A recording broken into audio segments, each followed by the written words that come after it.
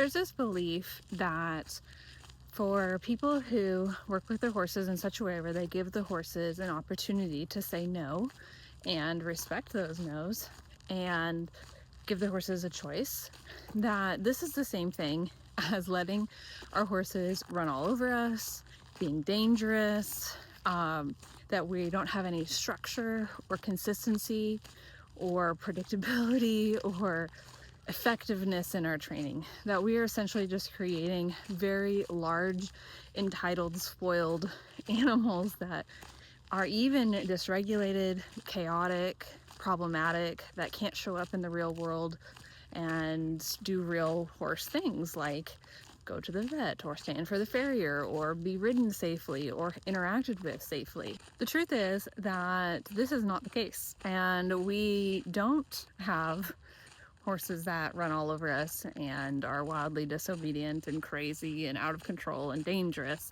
They're not large, spoiled puppy dogs. They are big puppy dogs, but not spoiled, out of control, poorly socialized, poorly handled, poorly trained animals. They do show up in the real world with practical, realistic, effectively trained behaviors. They are well behaved, and allowing our horses the opportunity to say no, giving them a choice, is not the same thing as never training or preparing them for the real world. We see this discussion a lot in the child raising world as well as in the parenting world as well.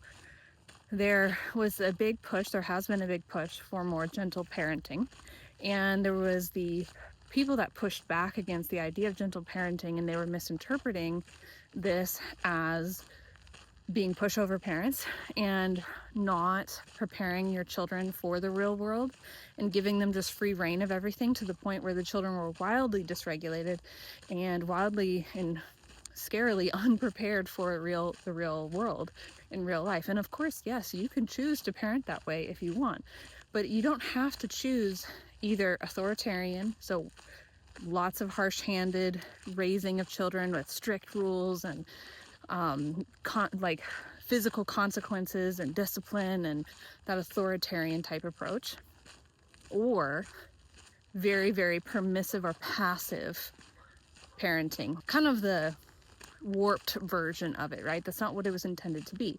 There is another third version, which is very conscious, intentional, informed, patient, and respectful type parenting, where we can provide structure and consistency and clarity for our children while also not having to spank them, while also not having to take away all of their autonomy, while also not ruling their childhood with an iron fist.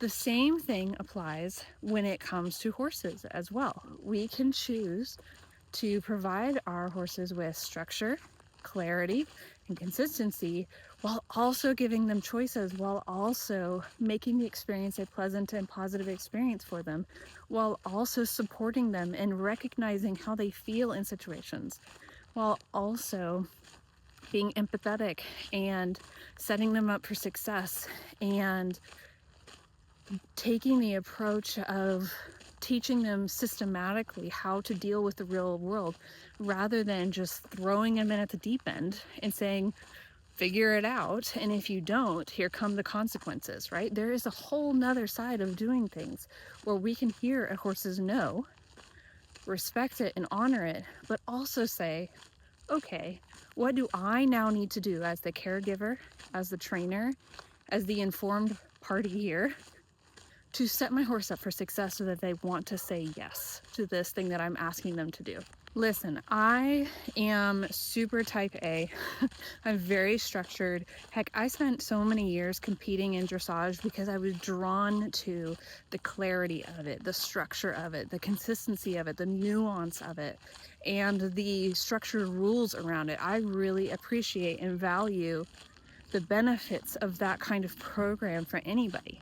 However, as a parent now, and as my horsemanship journey has evolved, I recognize and value and actively engage in making sure that my horse's feelings and how they feel about the situation are actively prioritized, and that our partnership is above all.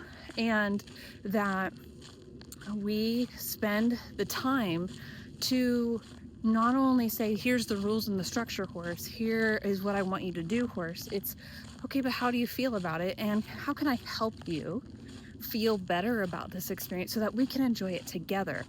And that if you tell me no about something, meaning that, I mean, what does no look like? No could look like your horse moving their hip away when you go to get on them at the mounting block. It could look like them refusing a fence. It could look like them throwing their head up when you go to put the bridle on. It could look like them not doing the start button behavior if you've trained those. But if your horse does any of those, if my horse does any of those, what I'm going to do is say, interesting, I now need to reevaluate this situation and look for reasons why my horse might want to be saying no, so that we can work through it together and get a lot more yeses. So ultimately we can provide that consistency, that clarity, that structure. We can have that framework that provides a sense of calm and confidence for our horses, because I do believe, and I have seen it happen on a regular basis, where if things are too passive, too inconsistent, too unstructured, too, all over the place, that our horses will then have a hard time thriving, because there is no framework to operate with. There is no clear, straightforward answer for them. And it can present as very dangerous and cause a lot of fear and frustration in horses if we are not clear and consistent. But we can do that and respect their no, because what we're going to be doing is being proactive about responding to that no. And we're not just like walking out to this pasture and going, okay, Fluffy, what do you want to do today? And whatever you feel like, even if that means murdering me, is fine, and I'll let you do it. I'm gonna let you. No, that's not it. It's okay, horse, Fluffy. Go back to our example, Fluffy. I would like to go ride today, or let's go on a trail ride today, or a trail walk today even. And you go out there with your halter and you offer them the halter, and then they walk the other direction. Interesting. Okay, my horse clearly does not feel very comfortable about being haltered today and wants to go on a walk today.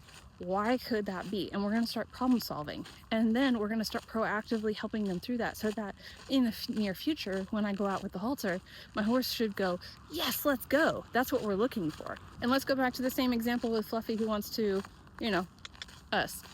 I'm going to protect myself in an emergency. I'm not going to be like, okay, fine, I'll lay over, have at it. But I'm also not going to then assert myself onto that horse and be like, let's keep going. You can't do that, but now I need to dominate you. So that's the opposite response. Instead, it's, okay, I'm protecting myself because I had to get out of this bad situation, but I'm going to get back to safety. And then I'm going to start fresh from there, problem solving. Why does this horse want to take me out when I just want to go in and halter them? We're going to get proactive about that, and we're going to set new rules through a more structured guidance that also hears the horse, that also respects the horse and acknowledges how they feel, not just coming and be like, you can't do that, you must do what I want, right? So there's a whole another way of doing this. And what's extra cool is when we start to take this approach, when we start to work with horses in this way, I start hearing a whole lot more yeses from horses. In fact, I hear them way more often, because it's not that my horses never said no before. They did, actually. They said no all the time. I just ignored it. I ignored the yeses. I ignored the putting the head up. I ignored the not wanting to be caught from the pasture. I ignored the resistance to lift up the foot. I ignored the resistance to move forward from the leg. I ignored the hip moving away from the mounting block, because my mind said, based on my old training and old conditioning and what I knew, was that this is disobedience and they needed to be trained out of it. So the horses actually said no all the time. But when I started hearing it for what it was, when I started acknowledging that this is my horses saying no, yes, of course, at first, this meant I couldn't do a lot of things I was for a while. I couldn't get on my horse because they were moving their hip away. I couldn't lift up their leg quite yet because they were pulling it away from me, or whatever it was, right? So I had to acknowledge those no's first. My horse had to hear me, that I heard them, and trust that. And we had to rebuild those things with structure and clarity and consistency, but ultimately making them a positive mutually respectful experience for both of us, where we were really truly in a partnership, not just me asserting myself on my horse. And not that I'm a parenting expert, but I do have 3 children, and I've studied this a lot in kids as well, in parenting, because if I'm doing it for my horses, why would I not for my kids? And it's the same thing with kids too. I've experienced it anyways. There's a big difference between roll over and play dead parenting, where the children run the household and they're miserable, and what we're trying to achieve, which is a new, enlightened, proactive, positive type parenting, where there is structure, there is clarity, there is consistency, but also it's not just us barreling over our children and dismissing how they feel and expecting blind obedience 100% of the time, or else here come the serious consequences. I wanted to say something that's going to make some people upset, which is that passive horsemanship and also passive parenting is just bad parenting, bad horsemanship. You're not being a proactive, you're not supporting your horse, you're not supporting your learner, and you're not providing them a clarity and structure and information on how they're supposed to thrive in this world. And you are responsible for them. You're responsible for their future and their current and their present, and how they feel and how they're able to show up in this world. So passive horsemanship, bad. But also authoritarian style parenting, authoritarian style horsemanship, so dominance based, really just everything is what I want and horse must obey, is self-serving and also bad horsemanship. You're not actually in a partnership with your horse, so you are just serving yourself, and it's all about what you want, and you want it quick and you want fast results. So that's also not good horsemanship. Same thing with parenting. Good horsemanship should be patient, should be kind, should provide structure, should hear the horse's voice, hear what they have to say, respect it, honor it, respond to it accordingly, and also strive to create a positive experience for your horses where they actually enjoy what you guys are doing together, not just something that's happening to them.